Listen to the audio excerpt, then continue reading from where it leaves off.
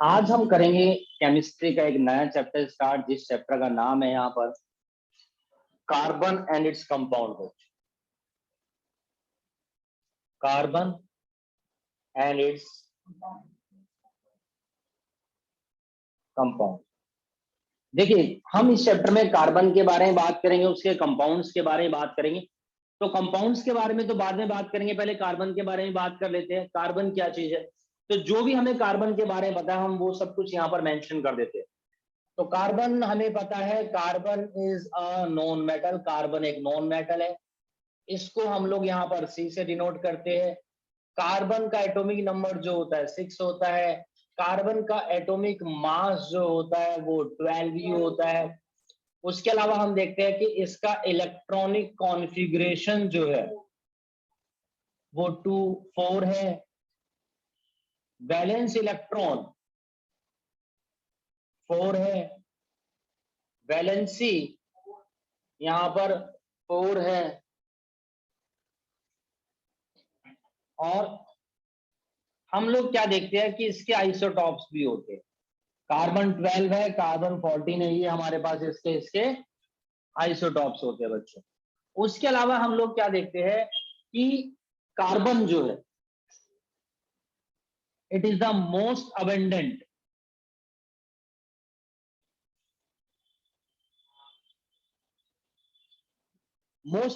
Amount में पाई जाती है हमारे पास। यहाँ पर भरपूर मात्रा में कार्बन हमारे पास यहाँ पर प्रेजेंट है।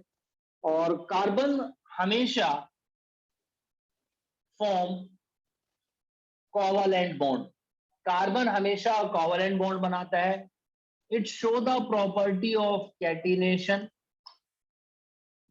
कार्बन इज टेट्रावेलेंट, कार्बन जो होता है वो टेट्रावेलेंट होता है। और हम लोग क्या देखते हैं, कार्बन के हमारे पास एलोट्रॉप्स होते हैं बच्चों। तो हमारे पास कार्बन के 3 एलोट्रॉप्स है, जिसमें हमारे पास एक है डायमंड, दूसरा है ग्रेफाइट और थर्ड है बकमिंस्टर फ्लोरीन। तो हमारे पास ये इसके इधर में एलोट्रॉप्स होते हैं। अर्थ के ऊपर हम लोग यहां पर देखते हैं कार्बन जो है अर्थ क्रस्ट के अंदर 0.02% इन अर्थ क्रस्ट में पाया जाता है एंड 0.03% पाया जाता है हमारा कहां पर बच्चों, ये एटमॉस्फेयर के अंदर प्रेजेंट होता है। इतना अमाउंट जो है इसका एटमॉस्फेयर में प्रेजेंट होता है। अर्थ क्रस्ट में आपका ये मिनरल्स वगैरह की फॉर्म में प्रेजेंट होता है। ठीक, चलिए this is all about the carbon. एक एक करके हम कार्बन के बारे में बात करते हैं। तो हमें पता है कार्बन एक नॉन मेटल है जिसका एटॉमिक नंबर 6 है और इसको हम सी से डिनोट करते हैं। एटॉमिक मास 12 है। इलेक्ट्रॉनिक कॉन्फ़िगरेशन इसका 2 4 है। उम्मीद करते हैं कि सभी बच्चों को इलेक्ट्रॉनिक कॉन्फ़िगरेशन जो है वो यहाँ पर निकालना आता होगा। तो ये सारी बातें यहाँ पर कार्बन के बारे में। इलेक्ट्रॉनिक कॉन्फ़िगरेशन 2 4 है। वैलेंस होते हैं, वैलेंस इलेक्ट्रॉन। वैलेंस मतलब कि वैलेंस इलेक्ट्रॉन, लास्ट शेल में जितने इलेक्ट्रॉन प्रेजेंट होते हैं वैलेंस इलेक्ट्रॉन कहलाते हैं। लास्ट शेल में 8 इलेक्ट्रॉन्स पूरा करने के लिए जितने इलेक्ट्रॉन्स की रिक्वायरमेंट होती है वो उसकी वैलेंसी कहलाती है। आइसोटॉप्स, आइसोटॉप यहाँ पर क्या मतलब होता है आपको पता होना चाहिए, जिनका एटॉमिक नंबर तो सेम है लेकिन एटॉमिक मास हमारे पास अलग अलग होता है। पढ़ा होगा आप लोगों ने। एटॉमिक नंबर को हम किससे डिनोट करते हैं ये बताइए। इसको Z से डिनोट किया जाता है, पढ़ा होगा आप लोगों ने। अब मैं कह रहा हूं Z इज इक्वल टू 6, यहां पर है मेरे पास 12 और यहां पर है मेरे पास 14। Identified the element. तो Z यानी कि कार्बन है मेरे पास। क्या चीज है जी, carbon. Atomic mass 12, atomic mass 14। तो ये मेरे पास एक आइसोटॉप, ये आइसोटॉप, यानी कार्बन के 2 आइसोटॉप्स हमारे। ठीक, चलिए मोस्ट अबेंडेंट यानी कि भरपूर मात्रा में पाया जाता है कार्बन एटमॉस्फेयर में, अर्थ के ऊपर भी। और most of the organic compounds उनके अंदर कार्बन पाया जाता है। हर ऑर्गेनिक कंपाउंड के अंदर कार्बन पाया जाता है। ऑर्गेनिक कंपाउंड मतलब लिविंग ऑर्गेनिज्म, और लिविंग ऑर्गेनिज्म से डिराइव करे हुए जितने भी कंपोनेंट्स होते हैं उन सब के अंदर कार्बन होता है। कैसे पता चलेगा, जला करके देख लो। अपनी उंगली हाथ रखो आग के ऊपर, मोमबत्ती के ऊपर, ये जल के काला धुआं फेंकने लग जाए, समझ जाओ इसके अंदर कार्बन है। हमारे अंदर कार्बन होता है, लेकिन ऐसा करना मत बेटा, है ना। दूसरी चीज, फॉर्म कोवलेंट बॉन्ड। ये कोवलेंट बॉन्ड बनाता है, इसके बारे में बात करते हैं। कैटिनेशन, टेट्रावेलेंट, इनके बारे में बात करते हैं। चलिए, अर्थ क्रस्ट में 0.02% अमाउंट में और 0.03% एटमॉस्फेयर में प्रेजेंट है। बाकी बात करते हैं एक एक करके आगे। सबसे पहले मैं आपको बताता हूं कोवलेंट बॉन्ड। कोवलेंट बॉन्ड क्या होते हैं? कोवलेंट बॉन्ड वो होते हैं जहां पर हमारे पास क्या होती है बच्चों, शेयरिंग ऑफ इलेक्ट्रॉन। ठीक है, जहां पर शेयरिंग ऑफ इलेक्ट्रॉन होती है उसको कोवलेंट बॉन्ड बोला जाता है। जस्ट एन एग्जांपल, मेरे पास कार्बन है, कार्बन का एटॉमिक नंबर 6, इलेक्ट्रॉनिक कॉन्फ़िगरेशन 2,4। यहां पर मैं इसके लास्ट शेल में जितने इलेक्ट्रॉन होते हैं उनको रिप्रेजेंट करता हूं। कार्बन की लास्ट शेल में 4 इलेक्ट्रॉन है, इन डॉट से रिप्रेजेंट करता हूं, ये मैंने कर दिया। अब यहां पर क्या होता है, हाइड्रोजन आता है, हाइड्रोजन आता है अपना एक इलेक्ट्रॉन लेकर के। ये आपको पता होगा कि हर एलिमेंट स्टेबल होना चाहता है, स्टेबल होने के लिए उसकी लास्ट शेल में 8 इलेक्ट्रॉन होने चाहिए। अब कार्बन हाइड्रोजन से कहता है, सॉरी, हाइड्रोजन कार्बन से कहता है कि अपना एक इलेक्ट्रॉन मुझे दे दो, मैं स्टेबल हो जाऊंगा। अब कार्बन पूछता है स्टेबल कैसे हो जाओगे भाई? स्टेबल होने के लिए तो रूल ये है कि लास्ट शेल में 8 इलेक्ट्रॉन होने चाहिए। तो हमारे पास तो एक है, मैं एक और दे दूंगा, 2 ही तो होंगे। तो हाइड्रोजन बोलता है कि भैया मेरे पास एक ही शेल है और फर्स्ट शेल की कैपेसिटी ही 2 की है। कोई भी एलिमेंट स्टेबल माना जाता है अगर उसकी लास्ट शेल में 8 हो, या अगर उसकी फर्स्ट शेल ही लास्ट शेल है तो उसमें 2 ही होने चाहिए। तो एक तुम्हारे पास है, एक तुम दे दोगे, 2 हो जाएंगे। कार्बन हाइड्रोजन से कहता है अपने 3 दोस्तों को और ले आओ। हाइड्रोजन ले आता है। अब कहता है कि अब तो अपने इलेक्ट्रॉन दे दो ताकि हम स्टेबल हो जाए। कार्बन कहता है ना तो हम इलेक्ट्रॉन देंगे ना इलेक्ट्रॉन हम लेंगे, हम शेयरिंग करेंगे। इस तरीके से देखो, इसकी शेल के अंदर एक था, अब इसकी शेल के अंदर कितने हो गए? 2। हाइड्रोजन स्टेबल, इसकी शेल में 2, स्टेबल स्टेबल स्टेबल। कार्बन के पास 1 2 3 4 थे, अब कितने होंगे? 5 6 7 8, ये हमारा स्टेबल हो जाएगा। कार्बन की शेल में अब कितने इलेक्ट्रॉन आ गए?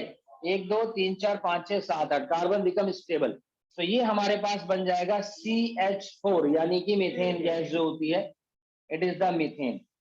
ये हमारे पास डॉट स्ट्रक्चर होती है जिसको मैं बोलता हूं लेविस डॉट स्ट्रक्चर। ठीक है जी, इसी की एक हमारे पास मॉलिक्यूलर स्ट्रक्चर भी होती है।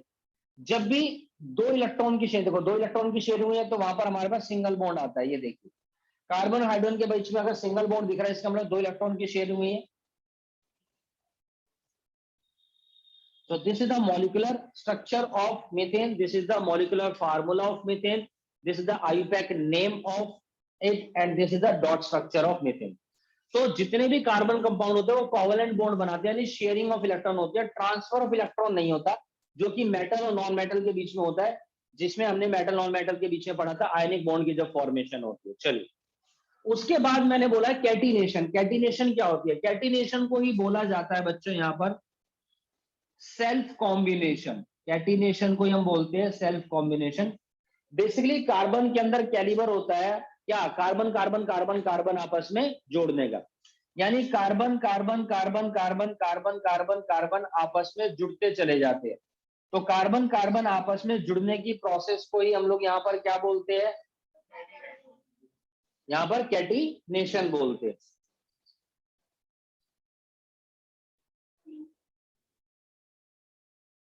उसके बाद हम लोग देखते हैं यहाँ पर कि कार्बन इज अ टेट्रावेलेंट। देखो टेट्रा मतलब क्या होता है? टेट्रा मतलब कि 4 और वैलेंट यानी कि वैलेंसी। तो हम लोग यहाँ पर देखते हैं कि कार्बन की वैलेंसी 4 है, जिसकी वजह से इसके पास दोनों ऑप्शन है, ये 4 इलेक्ट्रॉन ले भी सकता है और ये 4 इलेक्ट्रॉन दे भी सकता है। तो इसकी वैलेंसी 4 हो गई, तो टेट्रावेलेंट क्योंकि दे भी सकता है ले भी सकता है, तो इसी वजह से हम लोग क्या देखते हैं, नंबर ऑफ प्रोडक्ट्स जो होते हैं वो आपके कार्बन के ज्यादा पाए जाते हैं क्योंकि दोनों ऑप्शन है इसके पास।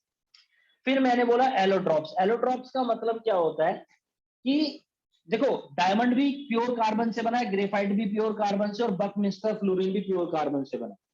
सर जब ये सारे के सारे ही प्योर कार्बन से मिलकर के बने हैं फिर ये अलग अलग क्यों है? फिर ये अलग अलग क्यों है? तो यहां पर मुद्दा होता है इनकी स्ट्रक्चर का। अगर मैं बात करता हूं डायमंड के बारे में, तो डायमंड की जो स्ट्रक्चर होती है वो पिरामिड स्ट्रक्चर होती है, जिसके अंदर मॉलिक्यूल्स हम लोग क्या देखते हैं इस तरीके से इम्बेल्ड होते हैं, तो आपके वो स्ट्रांगली अटैच होते हैं। ठीक है, जिसकी वजह से इनकी जो स्ट्रेंथ होती है वो ज्यादा मजबूत होते हैं, स्ट्रांग होते हैं। The hardest material present on the earth. जी हाँ, हर एक इलेक्ट्रॉन इसका यूज होता है इन बॉन्डिंग को करने में। इस वजह से हमारे पास ये स्ट्रॉन्ग होता है। बाकी अगर मैं बात करता हूँ ग्रेफाइट, तो ग्रेफाइट में क्या होता है, लेयर स्ट्रक्चर्स होती है। ये देखिए, there is a layer structure. ये एक लेयर होगी मान लीजिए, ये दूसरी लेयर हो गई, ये आपस में कनेक्ट है ऐसे। फिर इसी तरीके से यहाँ पर हमारे पास ये तीसरी लेयर है, ठीक है। तो आप देखेंगे लेयर स्ट्रक्चर्स होती है इस तरह की, एक लेयर, दो लेयर, तीन लेयर। तो ये लेयर्स जो होती है इजीली ब्रेकेबल होती है, ठीक है, लेयर स्ट्रक्चर होती है। हम लोग क्या देखते हैं, जितने भी आपके कार्बन होते हैं उनके अंदर कुछ कुछ फ्री इलेक्ट्रॉन्स होते हैं, जिसकी वजह से ये ब्रेकेबल होता है इजीली, हमारे पास इतना स्ट्रांग नहीं होता है। अगर मैं बात करता हूँ बकमिस्टर फ्लोरीन के बारे में, तो इसकी स्ट्रक्चर जो होती है फुटबॉल लाइक स्ट्रक्चर होती है हमारे पास, जिसके अंदर हम देखते हैं कि पेंटागन और हेक्सागोन ये बने होते हैं, ठीक है, जिनपे यहाँ पर हमारे पास कार्बन हमारे पास इधर प्रेजेंट होते हैं। There is a presence of pentagon और हेक्सागोन यहाँ पर हमारे पास इधर में बच्चों प्रेजेंट होते हैं। तो ये हमारे पास यहाँ पर क्या होगा जी, these are the allotropes of the carbon. चलिए ठीक, अब हम बात करते हैं कार्बन की ऑक्यूरेंस के बारे में, कार्बन किस तरीके से हमारे पास यहाँ पर अकर होता है। तो मैं आपको बता दूं कि कार्बन एक तो फ्री स्टेट में भी प्रेजेंट होता है, और दूसरा हमारे पास कार्बन जो होता है वो कंबाइंड स्टेट में भी प्रेजेंट। ये फ्री स्टेट में भी प्रेजेंट है और कंबाइंड स्टेट में पाया जाता है। फ्री स्टेट में कैसे, जैसे डायमंड है, ग्रेफाइट है, ओनली कार्बन, प्योर कार्बन हमारे पास प्रेजेंट है। और कंबाइंड स्टेट का मतलब है कि किसी ना किसी का कंबाइंड फॉर्म में पाया जाए, जैसे कार्बोनेट्स की फॉर्म में हमारे पास ये प्रेजेंट होता है। कार्बोहाइड्रेट है, फैट है, प्रोटीन है, शुगर है, इनके अंदर भी तो प्रेजेंट होता है ना दूसरे एलिमेंट्स के साथ मिलकर के, यानी कि कंबाइंड स्टेट में। और उससे पहले मैंने आपको बताया कि फ्री इलेक्ट्रॉन्स की फॉर्म में भी हमारे पास यहाँ पर बच्चों प्रेजेंट है। चलिए, this is all about the basic characteristics of the carbon. उसके बाद में यूजेस ऑफ डायमंड, डायमंड के क्या यूज है, ग्रेफाइट के क्या यूज है, बकमिस्टर फ्लोरीन के क्या यूज है, मैं आपको बता देता हूँ। डायमंड को हम लोग ज्वेलरी बनाने में यूज करते हैं, सबसे पहली चीज तो ये, ठीक है। शार्प एज होती है जिसकी वजह से जो डायमंड होता है वो यूज किया जाता है आई सर्जन के through as a tool to remove cataract from eyes, eyes में से कैटरेक्ट को रिमूव करने के लिए। और डायमंड को हम आर्टिफिशियल भी बनाते हैं, आजकल आर्टिफिशियल डायमंड भी है ना, जैसे आप लोगों ने सुना आर्टिफिशियल डायमंड की भी ज्वेलरी आती है मार्केट्स में, ठीक है।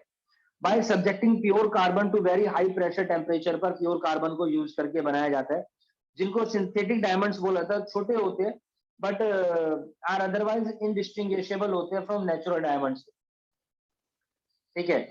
तो जो डायमंड्स होते हैं which are not suitable for making jewellery are used in glass cutter, उनको ग्लास कटर में यूज किया जाता है। आपको पता होगा ग्लास को भी कट करते हैं हम डायमंड की वजह से, ठीक है। Diamond stub saw and drill bits, हाँ डायमंड को हम लोग जो ड्रिलिंग में भी यूज करते हैं। जैसे हमारे यहाँ पर क्या होता है, पहाड़ों के अंदर जैसे धमाके किए जाते हैं, ब्लास्ट किए जाते हैं, और अंदर से गुफाएं रास्ते बनाए, तो उसमें क्या करते हैं, ब्लास्ट करते हैं, ठीक है। ब्लास्ट के कारण उसमें रास्ता बन जाता है, उसमें लेकिन क्या होता है, पहाड़ों में दरारें आ जाती है, वो सीमेंट से बाद में भरते हैं। बहुत सारी कंट्रीज में क्या होता है, ड्रिलिंग होती है पर प्रॉपर, उसमें डायमंड यूज किया जाता है, ड्रिल मशीन होती है बड़ी बड़ी जो है, और ड्रिल मशीन से ड्रिल किया जाता है, ठीक है। इसी वजह से कभी भी ये सब चीजें होती है, इंडिया के अंदर बादल फटते हैं, ये सब होता है, तो दरारें फट जाती है और काम खराब होता है। आप लोगों को पता ही होगा, फिलहाल भी बहुत गलत चल रहा है, ठीक है। अच्छा, उसके बाद कुछ बच्चे अक्सर पूछते हैं डायमंड के बारे में, सर ऐसा हमने सुना है कि डायमंड को चाटते तो मर जाते हैं, है ना, पुरानी मूवीज में, फिल्मों में दिखाते थे, और ऐसी कई जगह इस तरह की बातें हैं कि डायमंड को चाटने से मर जाता है, तो ऐसा बिल्कुल भी नहीं, ठीक है। ये इस तरह की पुराने जमाने में अफवाहें फैलाई जाती थी, या बहुत सारी जो डायमंड की खान खदान होती थी जहां से डायमंड निकाला जाता है राजा महाराजाओं के यहाँ पर, तो जो वर्कर होते थे क्या थे, डायमंड निकाला मुंह में रख के चले जाते हैं, बाकायदा तलाशी होती थी, मुंह में छुपा लेते थे, ठीक है। तो ये सिर्फ अफवाहें थी ताकि लोग जो है डायमंड को चोरी ना करें, अदरवाइज ऐसा कुछ भी नहीं है, ठीक है। उसके बाद हम बात करते हैं ग्रेफाइट के यूज के बारे में। तो जो आपका इलेक्ट्रिक सेल होता है, बैटरी होती है, उसके अंदर ग्रेफाइट यूज करते हैं, and graphite is also used as a lubricant, powder graphite use किया जाता है लुब्रिकेंट में for fast moving parts of machinery के पार्ट्स में। और इसके बारे में बता दूं कि इट कंडक्ट इलेक्ट्रिसिटी, ये एक हमारे पास नॉन मेटल है बट एक्सेप्शन केस है कि ग्रेफाइट यहाँ पर कंडक्ट इलेक्ट्रिसिटी, ये इलेक्ट्रिसिटी को कंडक्ट करता है, it conduct the electricity. Then buckminster fullerene है, इसके ऊपर लैब में अभी काम चल रहा है, एक्सपेरिमेंट चल ही रही है भैया, इसके क्या यूज हो सकते हैं और क्या नहीं। टोटल 60 कार्बन का जो क्लस्टर होता है वो यहाँ पर यूज किया जाता है, ठीक है जी। 60 कार्बन का क्लस्टर होता है जो इसको बकमिस्टर फ्लोरीन के अंदर यूज किया जाता है, और it is a dark solid at room temperature पर। बाकी इसके बारे में इतनी ज्यादा बातें फिलहाल अभी यहाँ पर नहीं है। तो ये कार्बन का इंट्रो है। अब हम बात करते हैं यहाँ पर, जैसा कि मैंने बताया कि जितने भी ऑर्गेनिक कंपाउंड्स होते हैं उनके अंदर क्या होता है, कार्बन प्रेजेंट होता है भरपूर मात्रा में, ठीक है। तो हमारा जो अगला टॉपिक होगा वो होगा यहाँ पर ऑर्गेनिक कंपाउंड्स। हम ऑर्गेनिक कंपाउंड्स के अब हम बात करते हैं ऑर्गेनिक कंपाउंड्स के बारे में। देखो ऑर्गेनिक कंपाउंड्स क्या होते हैं, समझ जाओ। सबसे पहली बात तो the compounds of carbon are organic compound. जिनके अंदर कार्बन प्रेजेंट है वही हमारे ऑर्गेनिक कंपाउंड्स कहलाते हैं। Most of the organic compounds contain hydrogen also, and many organic compound contain oxygen और अदर एलिमेंट्स, ठीक है। But most of the organic compound जो हमारे पास है वो सारे के सारे आपके हाइड्रोकार्बन है, यानी जिनके अंदर आपका हाइड्रोजन और कार्बन प्रेजेंट है वो हमारे सारे ऑर्गेनिक कंपाउंड्स होते हैं। बाकी कुछ कुछ हम देखते हैं यहाँ पर कि इनके डेरिवेटिव्स भी होते हैं। And some of the examples of organic compound जैसे मीथेन है, इथेन है, प्रोपेन है, ब्यूटेन है, इथीन है, इथाइन है, ट्राइक्लोरोमीथेन है, इथेनॉल है, इथेनल है, इथेनोइक एसिड है। These are the examples. Urea है, ये सब हमारे पास एग्जांपल्स होते हैं। नॉर्मली जितने भी नॉर्मली क्या बल्कि कार्बन कंपाउंड्स और ऑर्गेनिक कंपाउंड्स ये सारे के सारे आपके कोवलेंट कंपाउंड्स कहलाते हैं। All these are the covalent compounds, यानी कि यहाँ पर जरूर शेयरिंग ऑफ इलेक्ट्रॉन हुई होगी बच्चों। और जो कोवलेंट कंपाउंड्स होते हैं तो मैं आपको बताऊं कि इनका लो ही तो मेल्टिंग पॉइंट होता है और लो ही इनका यहाँ पर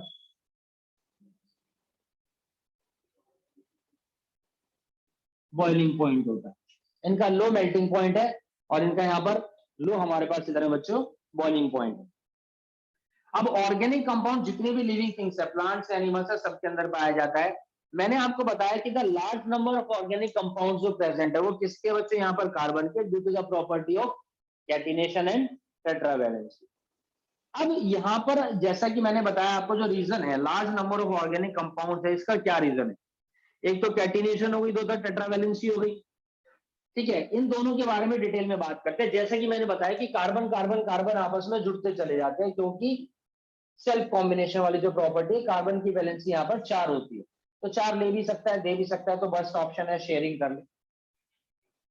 तो हम लोग क्या देखते हैं इनके अंदर यहाँ पर सेल्फ कॉम्बिनेशन यानी कि कैटिनेशन होता है, ठीक। अब ये मेरे पास यहाँ पर कार्बन है। कार्बन का इलेक्ट्रॉनिक कॉन्फ़िगरेशन जो होता है उसके अकॉर्डिंग मैं आपको बता दूं कि आपका इलेक्ट्रॉनिक कॉन्फ़िगरेशन 2 4 तो इसकी वैलेंसी 4 होती है, तो हम इसको डॉट्स से रिप्रेजेंट कर सकते हैं इस तरीके से। लास्ट शेल में कितने इलेक्ट्रॉन्स प्रेजेंट होते हैं उनको डॉट से रिप्रेजेंट करते हैं, ठीक। अब यहां पर हम देखते हैं कि ये आपका करते क्या बच्चों, शेयरिंग ऑफ इलेक्ट्रॉन करते हैं। तो जब भी यहां पर शेयरिंग ऑफ इलेक्ट्रॉन होता है, कार्बन की वैलेंसी 4 है, तो इसका मतलब कार्बन के बाहर टोटल 4 सिंगल बॉन्ड होंगे, तो इसका मतलब इसकी वैलेंसी यहाँ पर पूरी है, ये आपका ऑक्टेट पूरा है। क्योंकि एक बॉन्ड का मतलब है 2 इलेक्ट्रॉन, दूसरा बॉन्ड 4 इलेक्ट्रॉन, तीसरा 6, चौथा 8 इलेक्ट्रॉन हो गए, यानी स्टेबल माना जाएगा। अगर कोई कार्बन ऐसा है कि उसके बाहर एक ही साथ डबल बॉन्ड है, तो हमें भाई चाहे डबल बॉन्ड हो चाहे ट्रिपल बॉन्ड हो, काउंट करने कितने टोटल 4 होने चाहिए। चाहे वो सिंगल सिंगल हो, चाहे डबल डबल के 2 हो, चाहे 3 ट्रिपल हो, 1 सिंगल हो, चाहे 2 डबल हो, 2 सिंगल हो, तो भी हमारे पास यहाँ पर स्टेबल।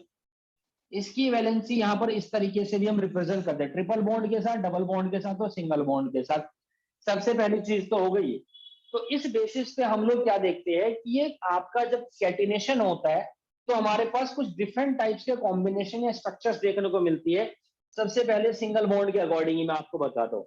देखो जिन बच्चों ने मुझसे मेटल नॉन मेटल पढ़ा हुआ है, जिन बच्चों को single bond, double bond, triple bond, electronic configuration निकालना आता है, उन्हें सारी चीजें समझ में आएगी। बाकी किसी बच्चे को issue then you can ask. तो हमारे पास जब कैटिनेशन होती है यानी कार्बन कार्बन आपस में जुड़ते चले जाते हैं, तो मेरे पास 3 तरीके से यहां पर होता है। एक तो होती है स्ट्रेट चेन,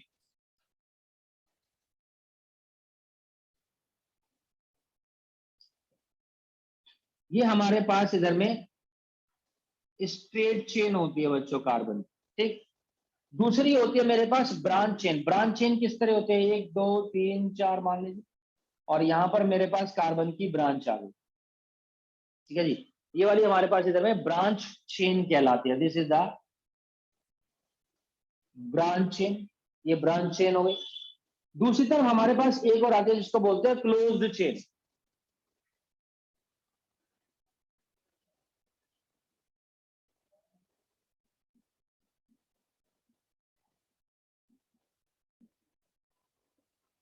तो वैलेंसी हमने यहाँ पर भी सबकी 4 4 कर दी। कार्बन के बाहर टोटल 4 ही बॉन्ड है, 4 डंडे है, यानी कि ये भी हमारे पास जो है स्टेबल होता है। तो हमारे पास एक स्ट्रेट चेन होती है कार्बन एटम्स की, ब्रांच चेन होती है और क्लोज चेन होती है। इस तरीके से हमारे पास अभी अवेलेबल, ठीक। चलिए अब इसके बाद हम बात करते हैं यहाँ पर टाइप्स ऑफ ऑर्गेनिक कंपाउंड्स की। ऑर्गेनिक कंपाउंड के बारे में बात कर रहे हैं। So there is a types of organic compounds. हमारे पास ऑर्गेनिक कंपाउंड्स की टाइप्स होती है बच्चों, डिफरेंट डिफरेंट टाइप्स के ऑर्गेनिक कंपाउंड है, जिसमें सबसे पहले आते हैं मेरे पास हाइड्रोकार्बन। देखो हाइड्रोकार्बन का मतलब क्या है, साफ पता चल रहा है, जो हाइड्रोजन और कार्बन से मिलकर के बनता है उनको हम लोग क्या बोलते हैं, यहाँ पर हाइड्रोकार्बन बोलते हैं। और हाइड्रोकार्बन को हम डिनोट करते हैं किससे बच्चे, आर से। हाइड्रोकार्बन को हम आर से डिनोट करते हैं। अगर कहीं पर लिखा हो आर तो इसका मतलब कि हाइड्रोकार्बन। मान लीजिए मैं लिख देता हूं यहां पर ROH, तो OH के साथ यहां पर R जो अटैच है वो R हमारा एक हाइड्रोकार्बन है। और हाइड्रोकार्बन कुछ भी हो सकता है।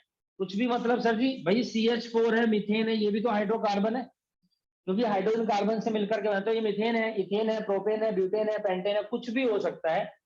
तो वो हमारा यहाँ पर क्या होगा, अटैच होगा, तो ये बन जाता है ROH। Okay okay okay.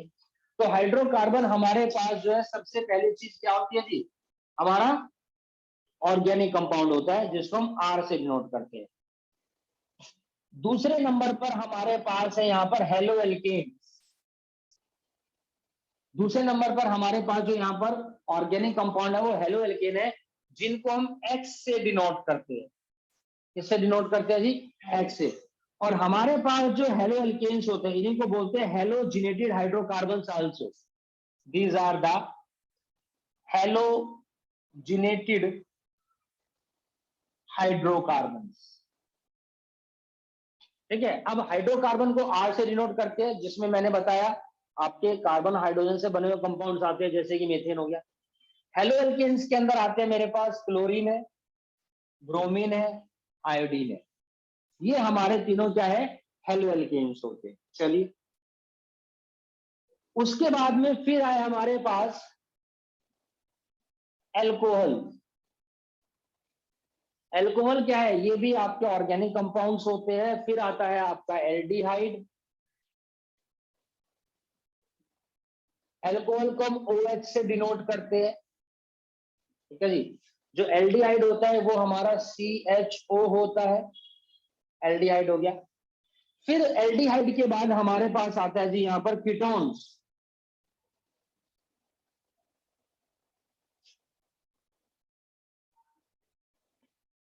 और देन हमारे पास आते हैं जो लास्ट है कीटोन के बाद हुआ कार्बोक्सिलिक एसिड, जो बेसिकली ऑर्गेनिक एसिड भी कहलाते हैं। कार्बोक्सिलिक एसिड COOH से हम इसको यहाँ पर डिनोट करते हैं। अब आप देखेंगे यहाँ पर ध्यान से कि मैंने यहाँ पर कार्बन के साथ जस्ट इमेजिन कीटोन मैंने यहाँ पर लिया है। तो कीटोन यानी कार्बन ऑक्सीजन के साथ अटैच है डबल बॉन्ड के साथ, ठीक है जी। और यहाँ पर कार्बन की वैलेंसी 2 है ना। ऐसे लिख दो या सिंपल ऐसे भी लिख सकते हैं, कार्बन ऑक्सीजन के साथ अटैच है और 2 यहाँ पर जगह खाली है, दोनों तरफ बॉन्ड है, इसका मतलब खाली है। तो यहाँ पर आपका R अटैच हो सकता है, यहाँ पर OH के साथ आपका R अटैच हो सकता है ना जी। जैसे OH तो ये रहा, और यहाँ पर R मान लो मैं ले लेता हूँ CH3, तो CH3OH, this is the methyl alcohol, ठीक है। तो R हमारे पास एक तरीके से क्या है बच्चों, हाइड्रोकार्बन है, और ये बाकी सारे ऑर्गेनिक कंपाउंड है, बट हम इनको यूज करते हैं एज अ फंक्शनल ग्रुप। हम इनको यहाँ पर क्या यूज करते हैं? As a functional group. Functional group मतलब कि जो किसी भी हाइड्रोकार्बन के अंदर अटैच होकर के उसकी प्रॉपर्टी को चेंज कर दे, उसकी केमिकल प्रॉपर्टी को चेंज कर दे, वो फंक्शनल ग्रुप कहलाते हैं। और इन्हीं फंक्शनल ग्रुप्स को हम लोग हेटेरोएटम के नाम से भी जानते हैं। अगर आपसे कोई पूछता है कि what do you mean by heteroatom, तो फंक्शनल ग्रुप ही हेटेरोएटम होते हैं जिनके अंदर कैपेबिलिटी होती है कि हाइड्रोकार्बन के साथ अटैच हो जाए एक जगह खाली करके, यानी कि एक हाइड्रोजन को हटा करके, ठीक है, खुद अटैच हो जाते हैं। चैप्टर में आगे आपको पता चल जाएगा। So these are the organic compound. सबसे पहले हम बात एक एक करके सारे आपके ऑर्गेनिक कंपाउंड के बारे में बात करते हैं। तो सबसे पहले हम लोग यहाँ पर बात करते हैं बच्चों जिस ऑर्गेनिक कंपाउंड के बारे में, वो है हमारे पास इधर में हाइड्रोकार्बन। तो जैसा कि मैंने बताया, हाइड्रोकार्बन को हम आर से डिनोट करते हैं, जो आपका हाइड्रोजन और कार्बन से मिलकर के बना होता है, ठीक है। So a compound made up of hydrogen carbon only is called the hydrocarbon, जिसका बहुत बढ़िया सिंपल एग्जांपल दिया मैंने आपको, मीथेन। तो इससे समझ में आ रहा होगा। बाकी इसके बारे में डिटेल में बात करते हैं आप लोगों से। तो हाइड्रोकार्बन हमारे पास डिफरेंट टाइप्स के। अब हम बात करते हैं यहाँ पर, जैसे मैंने बताया ऑर्गेनिक कंपाउंड में सबसे पहले आता है मेरे पास इधर में हाइड्रोकार्बन, ठीक है जी। तो हमारे पास जो हाइड्रोकार्बन है बेटा वो दो तरीके के, जिसमें एक आते हैं सैचुरेटेड हाइड्रोकार्बन और दूसरे होते हैं अनसैचुरेटेड हाइड्रोकार्बन। सबसे पहले तो सैचुरेशन का ही मतलब पढ़ते हैं। सैचुरेशन का मतलब क्या होता है? देखो, जब मैं सैचुरेशन के बारे में बात करता हूँ, मान लो आपके पास एक गिलास पानी है, उसमें आपने 4 चम्मच चीनी घोल दी, वो घुल गई। आपने 2 चम्मच चीनी और डाल दी, वो घुल गई। जब तक उसमें चीनी घुल रही है समझ लो वो अनसैचुरेटेड है। और जिस टाइम पर उसमें चीनी घुलनी बंद हो जाए मतलब कि वो इट बिकम सैचुरेटेड। बहुत सिंपल सी बात है, ठीक है। जब हाइड्रोकार्बन्स के बारे में बात करते हैं तो हमारे पास जितने भी हाइड्रोकार्बन है, यानी जो कार्बन हाइड्रोजन आपस में जुड़ करके बने हैं, और अगर उनके बीच में सिंगल बॉन्ड है तो समझ जाना वो सैचुरेटेड हाइड्रोकार्बन। जितने भी सिंगल बॉन्ड वाले हाइड्रोकार्बन होते हैं वो सैचुरेटेड हाइड्रोकार्बन होते हैं। और अनसैचुरेटेड जो होते हैं हमारे पास डबल बॉन्ड वाले और ट्रिपल बॉन्ड वाले, ठीक है जी। ये हमारे पास इधर में है डबल बॉन्ड और ट्रिपल बॉन्ड, ये हमारे पास दोनों अनसैचुरेटेड कहलाते हैं। तो सैचुरेटेड हाइड्रोकार्बन जो होते हैं, जो सिंगल बॉन्ड वाले हैं, उसके अंदर हमारे पास आते हैं एल्केन्स। यानी जो हाइड्रोकार्बन सैचुरेटेड होते हैं जिनके अंदर सिंगल बॉन्ड होता है वो एल्केन्स कहलाते हैं। डबल बॉन्ड वाले मेरे पास एल्कीन कहलाते हैं। और ट्रिपल बॉन्ड वाले मेरे पास यहाँ पर एल्काइन कहलाते हैं। हम एक और कैटेगरी पढ़ेंगे अलग से बाद में, जो हमारे एल्काइल होंगे। क्या होंगे वो भी पता चलेगा, डोंट वरी। तो एल्केन हाइड्रोकार्बन है जो हाइड्रोजन और कार्बन से ही मिलकर के बने हैं, ठीक है जी। इनका जनरल फार्मूला होता है हमारे पास यहाँ पर CnH2n+2। ये इसका जनरल फार्मूला है CnH2n+2। एन यहां पर रिप्रेजेंट करता है किस चीज को? एन यहां पर रिप्रेजेंट करता है नंबर ऑफ कार्बन। किसी भी कंपाउंड के अंदर कितने नंबर ऑफ कार्बन है। तो जस्ट इमेजिन कि मान लो मेरे पास एक कार्बन है, ठीक है। जब मेरे पास एक कार्बन है तो यानी कि कार्बन कितना हो गया? एक।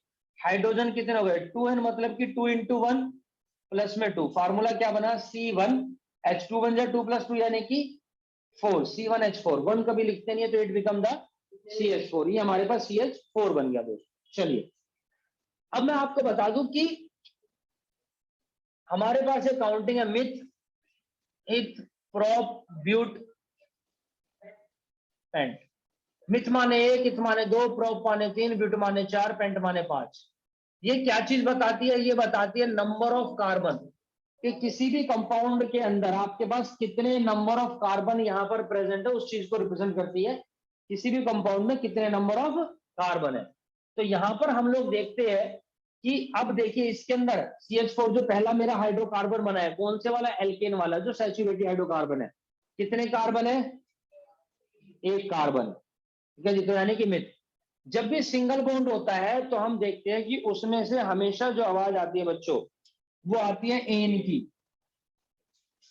डबल बॉन्ड में से इन की, ट्रिपल बॉन्ड में से आइन की, ठीक है जी, और एल्काइल वालों में से आइल की। चलिए वो ही बात करेंगे बाद में। तो यहां पर हमारे पास जो पहला हाइड्रोकार्बन बना है वो CH4 बना है, यानी कि मीथेन। इसी तरीके से अगर हम दूसरा कंपाउंड लेते हैं, this become the C2, carbon 2 H2 into 2 plus में 2, तो C2H, 2 2 जा 4 और 2 6, C2H6, कार्बन कितने हैं, 2, तो ये बनेगा इथ। ये भी सारे सिंगल बॉन्ड से अटैच होगा, कंफर्म है, तो इसका नाम होगा इथेन। तो हमारे पास एक सीरीज बन जाती है इस तरीके से, methane, ethane, propane, butane, pentane and so on, ठीक है। इनका हमारे पास यहां पर मॉलिक्यूलर फार्मूला भी होगा, इनकी मॉलिक्यूलर स्ट्रक्चर भी होती है, ठीक है, ये भी मैं आपको बता दूं। अब किस तरीके से इनकी स्ट्रक्चर होती है, मॉलिक्यूलर स्ट्रक्चर डायरेक्ट बना करके दिखा रहा हूं। ये देखिए, मीथेन में एक कार्बन, डायरेक्ट ऐसे बना दो, या फिर लो जी, hydrogen hydrogen hydrogen hydrogen. Ethane में एक कार्बन, दूसरा कार्बन, दोनों के बीच में सिंगल बॉन्ड है भाई। अब यहाँ पर इस कार्बन के बाद 1 2 3 4, इस वाले कार्बन बाय डिफॉल्ट 1 है, 2 है, 3 है, 4 है, हाइड्रोजन है, हाइड्रोजन है, हाइड्रोजन है, हाइड्रोजन है, हाइड्रोजन है, हाइड्रोजन। हाइड्रोजन कितने हो गए, 1 2 3 4 5 6। प्रोपेन ले लो, एक कार्बन, दो कार्बन, तीन कार्बन, हर कार्बन के बाहर 4 डंडे कर दो, 4 बॉन्ड लगाओ, सबसे पहले सिंगल बॉन्ड है। एक हाइड्रोजन, दो हाइड्रोजन, तीन हाइड्रोजन, चार हाइड्रोजन, पांच हाइड्रोजन, 6 हाइड्रोजन, 7 हाइड्रोजन, 8 हाइड्रोजन। देख लेते हैं जो डायग्राम स्ट्रक्चर बनाई है वो फॉर्मूले से मैच होती है नहीं होती। तो C3H 2 इंटू 3 प्लस में 2, तो C3, 3 2 6 2 8, C3H8 बिल्कुल सेम मैच कर रहा है। So this is the general formula for alkane series and this is the molecular structure of propane. इसी तरीके से हम किसी की भी बना सकते हैं, ब्यूटेन की भी, पेंटेन की। आप लोग कहेंगे इन दोनों में से एक की बना के दिखा दूंगा, बताओ किसकी बनाऊं, पेंटेन की बना के दिखा देता हूं। बच्चों को लगता है कि जो बड़े वाला है सबसे वही ले लो, लेकिन जरूरी नहीं है कि वो हार्ड हो, आप कुछ भी ले लो, होना वही है। पेंटेन मतलब कि रूल, वही रूल फॉलो करना जो मैं कहता हूं, हमेशा सबसे पहले 5 कार्बन लो, 1 2 3 4 5, और हमेशा सबसे पहले उनके बीच में सिंगल बॉन्ड लगाओ। अब कार्बन के बाहर 4 डंडे, इसके बाद 1 है, 2 3 4, इसके बाद 1 2 3 4, इसके बाद 1 2 3 4, इसके बाद 1 2 3 4, 1 2 3 4। चलो हाइड्रोजन काउंट करते हैं, 1 2 3 4 5 6 7 8 9 10 11 12, ठीक है। ये पढ़ाऊंगा नहीं मैं दोबारा, तो एक बार में समझ लेना। कार्बन कितने हो गए, 5, हाइड्रोजन 12। देखते हैं फॉर्मूले में मैच करते हैं। C5H2N यानी कि 2 इंटू 5 प्लस 2, अरे हाँ ये तो लग तो रहा है, सही जाएगा, हाँ 5 दूनी 10 2 12, बिल्कुल सही बात है। तो इस तरीके से हमारे पास पहली सीरीज आ जाती है एल्केन की। तो एल्केन के अंदर जितने भी हाइड्रोकार्बन्स होते हैं वो सारे के सारे हमारे पास सैचुरेटेड हाइड्रोकार्बन्स होते हैं, जिनका जनरल फार्मूला ये है। इसके अंदर हम एक खास बात और भी देखते हैं कि जितने भी हमारे पास यहाँ पर ये है हाइड्रोकार्बन है, अगर हम सब इनका एटॉमिक मास निकालते हैं तो इन सब के एटॉमिक मास में सक्सेसिवली कॉन्टिन्यूसली हम देखते हैं कि सेम ही एटॉमिक मास का डिफरेंस होता है। याद रखना बच्चे ये चीज, जब निकालेंगे आपको दिखा देंगे, ठीक है। चलिए, हम ये भी कह सकते हैं कि हर एक के अंदर मीथेन के बाद बाय डिफॉल्ट इसके अंदर क्या हो रहा है, CH4 अटैच होता जा रहा है हर नेक्स्ट के अंदर। देखो CH4 में CH4 अटैच हो आपका, या सॉरी इथेन में, है ना, हर कार्बन के अंदर CH4 अटैच करते रहो आपका, ये आता जाएगा, ठीक है जी। चलिए हमारे पास ये बात हो गई है। तो मीथेन है, इथेन है, प्रोपेन है, ब्यूटेन है, पेंटेन। अगर आप लोग कहेंगे मैं इसकी स्ट्रक्चर भी आप लोगों को बना करके दिखा देता हूँ। ये देखिए जैसे ये है, तो कार्बन को मैं रेड से रिप्रेजेंट कर रहा हूं, दिस इज द कार्बन, ठीक है जी। ये मेरे पास कार्बन हो गया, ये देखिए,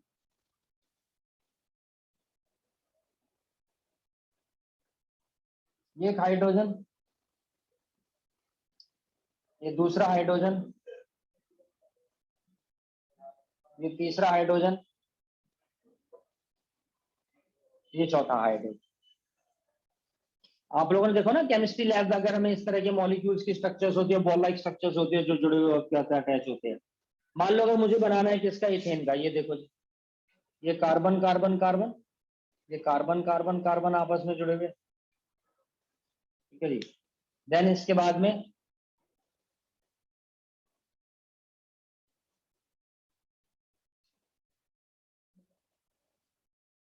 और ये बैक साइड में देखो इस तरीके से अटैच होंगे आप लोगों के। तो ये हमारे पास इन तरीके से स्ट्रक्चर्स होती है। ये बात हमारे पास हो गई है, समझ में आ गई है, क्लियर है। अब हम बात करेंगे यहाँ पर अनसैचुरेटेड हाइड्रोकार्बन के बारे में। देखिए जब मैं अनसैचुरेटेड हाइड्रोकार्बन के बारे में बात करता हूं तो इसमें दो मेंबर है, एल्कीन सीरीज है और एल्काइन सीरीज है। तो हमारे पास इसका भी जनरल फार्मूला होता है। अगर हम इसके बारे में बात करते हैं, अगर मैं बात करता हूं एल्कीन के बारे में बच्चों, ठीक है जी, एल्कीन के बारे में बात करते हैं, जनरल फार्मूला है इसका CnH2n। बहुत इजीली आप फार्मूला इसके बना सकते हैं, ठीक है, इसके मेंबर्स के भी। और फिर आती है मेरे पास alkyne, that is the CnH2n-2। This is the general formula for alkene and alkyne. चलिए एल्कीन के हिसाब से बात कर लेते हैं हम लोग यहाँ पर। तो पहला मेंबर जो एल्कीन का होता है फार्मूले के अकॉर्डिंग N, यहाँ पर अभी देखो एल्कीन में डबल बॉन्ड लगते हैं। याद रखना जो हमेशा डबल बॉन्ड लगते हैं वो कार्बन और कार्बन के बीच में लगेंगे, ठीक। अब मुझे एल्कीन का जो पहला मेंबर होगा वो कभी भी मिथीन नहीं हो सकता, मिथीन कभी भी नहीं होगा, क्योंकि मिथ में एक कार्बन होता है और हमारे को डबल बॉन्ड लगाने हैं, डबल बॉन्ड दो ही कार्बन के बीच में लगेगा, तो कभी मिथीन तो होगा ही नहीं। तो दो कार्बन है मेरे पास, स्ट्रक्चर बना के देख लेते हैं चलो पहले। अब कार्बन के बाहर टोटल 4 डंडे होने चाहिए, डबल बॉन्ड है 1 2 3 4, 1 2 3 4, लो जी। तो एक हाइड्रोजन, दूसरा हाइड्रोजन, तीसरा हाइड्रोजन, चौथा हाइड्रोजन, फॉर्मूला हो गया C2H4। फॉर्मूला है CnH2n, तो n यानी कि 2 और 2n यानी कि 2 into 2, वही बात, C2H4 हो गया, ठीक है। तो हमारे पास जो पहला मेंबर आया एल्कीन सीरीज का, दिस इज द इथीन। फिर है प्रोपीन, ब्यूटीन और पेंटीन, ठीक है, क्लियर है आप लोगों को। तो इथीन है, प्रोपीन है, ब्यूटीन है और यहाँ पर पेंटीन है हमारे पास। अब जब हम यहाँ पर देखते हैं तो इसके ऊपर क्वेश्चन आता है। जनरली क्वेश्चन जो पूछे जाते थे सबसे पहले पूछा जाएगा what is the name of the simplest hydrocarbon, सबसे सिंपलेस्ट हाइड्रोकार्बन का नाम बताइए। तो सबसे सिंपलेस्ट हाइड्रोकार्बन वो होगा हमारे पास जिसके अंदर सबसे सबसे कम नंबर ऑफ कार्बन होंगे। नाम बताइए, मीथेन, बिल्कुल सही बात है। अब क्वेश्चन थोड़ा सा ट्विस्ट होकर के आता है, what is the name of the simplest hydrocarbon in unsaturated hydrocarbon. Sir तो वो हमारे पास इथीन होगा, दैट वाज द इथीन, ठीक है, वो हमारे पास यहाँ पर इथीन आ जाएगा बच्चों, ठीक है। तो कुछ स्टूडेंट्स मीथेन लिख देते हैं जिन्हें समझ में नहीं आता क्योंकि वही पढ़ा होता है। कुछ स्टूडेंट समझते हैं अच्छा डबल बॉन्ड वाला पूछा तो मीथेन भी लिख देते हैं, जबकि ऐसा नहीं होता, ठीक है। आपसे पूछ लेंगे, एक क्वेश्चन और आता है, what is the second simplest hydrocarbon, तो वो हमारे पास इथेन होगा। अब वो कौन से ग्रुप का पूछते हैं उसके ऊपर डिपेंड करता है, एल्केन का, एल्कीन का, एल्काइन का। जो क्वेश्चंस के अंदर एक नया पैटर्न आया है, ट्विस्टिंग आई है, मैं उसके अकॉर्डिंग बता रहा हूँ। ये बहुत पुराने टाइप का क्वेश्चन हो गया, what is the name of simplest hydrocarbon, अब ऐसे नहीं पूछते, ठीक है जी। तो हमारे पास अनसैचुरेटेड हाइड्रोकार्बन, डबल बॉन्ड वाले, ट्रिपल बॉन्ड वाले, जिसमें एल्कीन हो गया। अब एल्कीन के मेंबर है इथीन है, प्रोपीन है, ब्यूटीन है, पेंटीन है। जिसकी स्ट्रक्चर कहेंगे आप इथीन के अलावा, प्रोपीन, ब्यूटीन, पेंटीन, में उसकी बना के दिखा दूंगा, बताओ किसकी बनाऊंगा। तो बच्चे बोल रहे हैं यहाँ पर प्रोपीन की स्ट्रक्चर बना करके दिखा दो। चलिए हम प्रोपीन की स्ट्रक्चर बना करके दिखा दो, बहुत आसान है। प्रोप मतलब कितने कार्बन होते हैं, सबसे पहले तो वही काम करो, 1 2 3। अब इन बोला है तो मुझे पता है डबल बॉन्ड आता है, तो हम इसमें क्या करेंगे, डबल बॉन्ड लगाएंगे। अच्छा जो जब भी डबल बॉन्ड लगाते हैं तो ऐसा नहीं है कि सारे डबल बॉन्ड लगा दो, सिर्फ एक डबल बॉन्ड लगेगा पूरी चेन में। कभी यहां भी लगा दो, यहां भी लगा दो, डबल बॉन्ड यहां लग गया, बात खत्म हो गई। इस कार्बन के बाहर 1 2 3 4, इस कार्बन के बाहर 1 2 3 4, इसके बाहर 1 2 3 4, हाइड्रोजन 1 2 3 4 5 6। चलो फार्मूले के हिसाब से देखते हैं। C3H2N, अरे वाह, ये तो बन गया, सेम वही बन रहा है। फार्मूले के अकॉर्डिंग हमारी मॉलिक्यूलर स्ट्रक्चर यहाँ पर क्या हो रही है बच्चों, मैच हो रही है। आप लोगों ने प्रोपीन पूछा, मुझे लगता है इस वाले में आपको थोड़ा सा बड़ा पूछना चाहिए था, ब्यूटीन या पेंटीन। देखिए पेंटीन में 1 कार्बन, 2 कार्बन, 3 कार्बन, 4 कार्बन और ये 5 कार्बन, 1 2 3 4 5। हाँ जी। अब इसके अंदर देखिए डबल बॉन्ड कहाँ लगाना है। देखो डबल बॉन्ड कहीं भी लग सकता है, लेकिन मैं आपसे अभी बोल रहा हूँ कि हमेशा कॉर्नर में लगाओ, चाहे यहां लगाओ चाहे यहां लगाओ, उससे कोई दिक्कत नहीं, लेकिन हमेशा कॉर्नर में लगाओ। डबल बॉन्ड कभी भी बीच में नहीं लगाना। बीच में कब लगाना है, जब मैं आपसे बोलूंगा, ठीक। इसके बाद 1 2 3 4, 1 2 3 4, 1 2 3 4, 1 2 3 4, 1 2 3 4। हाइड्रोजन गिनते हैं, 1 2 3 4 5 6 7 8 9 10। C5H10 बिल्कुल सही बैठा है हमारे पास। ये हमारे पास क्या बन गया बच्चों इधर में, पेंटीन, क्योंकि 5 कार्बन है, एक डबल बॉन्ड आ गया तो ये पेंटीन कहलाएगा हमारे पास। चलिए अब हम डबल बॉन्ड के बाद बात करते हैं बच्चों ट्रिपल बॉन्ड के बारे में। फॉर्मूला है CnH2n-2। अब जैसा कि आपको पता है कि इसमें ट्रिपल बॉन्ड आते हैं, तो ट्रिपल बॉन्ड भी हमेशा 2 कार्बन के बीच में ही होगा। इसमें भी ऐसा नहीं हो सकता कि आपका सिंगल कार्बन से कंपाउंड बन जाए। तो इसका भी जो पहला मेंबर होता है वो इथाइन, प्रोपाइन, ब्यूटाइन और पेंटाइन। अब फार्मूले के अकॉर्डिंग देखिए स्ट्रक्चर क्या, इसका फार्मूला क्या बनेगा। इथाइन यानी कि C2 और H2 यानी कि 2 × 2 2 दूनी 4 - 2 2 C2H2। प्रोपाइन बनेगा C3H, बताओ क्या लिखो, 3 दूनी 6 - 2 यानी कि 4 C3H4। ब्यूटाइन C4H, 4 दूनी 8 - 2 6। पेंटाइन C5H, पक्का। चलो जी, ये हमारे पास हो गया। अब आप बताएं कि इनमें से किसकी मैं मॉलिक्यूलर स्ट्रक्चर बना के दिखाऊंगा, सिर्फ एक की बना के दिखाऊंगा। चलो जी, पेंटाइन की स्ट्रक्चर बना के दिखाता हूं। मुझे लग रहा था बच्चे ये बोलेंगे। चलो, दुनिया का सबसे आसान काम है ये, और मेरे को तो बहुत ही आसान लगता है। कभी भी मॉलिक्यूलर स्ट्रक्चर बनानी हो, सबसे पहले एक काम करो, सबसे पहले क्या करो, जितने भी कार्बन लिखे हो फार्मूले वो बना लो। इसमें कितने कार्बन है हमारे पास, 5 कार्बन है। तो चलो जी बना लेते, 1 2 3 4 5। वाह। अब ट्रिपल बॉन्ड है, ट्रिपल बॉन्ड लगाते हैं, या तो पहले में लगाओ या लास्ट में, बीच में मत लगाना जब तक मैं नहीं बोलता। इस कार्बन के बाहर 1 2 3 4, 1 2 1 2। इसके बाहर कितने रंग आएंगे, एक भी नहीं आएगा, 3 एरा 4 एरा पूरा है। इस कार्बन के बाहर आएगा एक हाइड्रोजन, 2 हाइड्रोजन, 3 हाइड्रोजन, 4 5 6 7 8। ओहो, ये तो बन गया C5H8। समझे यो मैन, कितना आसान था। पेंटाइन, आप लोगों को लग रहा था कि ये मुश्किल होगा, नहीं, ये बहुत इजी था। This is the pentyne. हमारे पास इस तरीके से पेंटाइन बन गया। ब्यूटाइन, प्रोपाइन और इथाइन भी हमारे पास यहाँ पर बन जाएंगे। So this is about the saturated and unsaturated hydrocarbons है हमारे पास।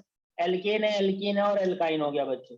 अब जैसा कि मैंने आपको बताया कि कुछ याद रखने वाली बातें भी आएंगी इनमें, ठीक है। आप इनके डॉट स्ट्रक्चर भी बनाएंगे, मॉलिक्यूलर स्ट्रक्चर भी बनाएंगे, ठीक है। ये सारी बातें होंगी।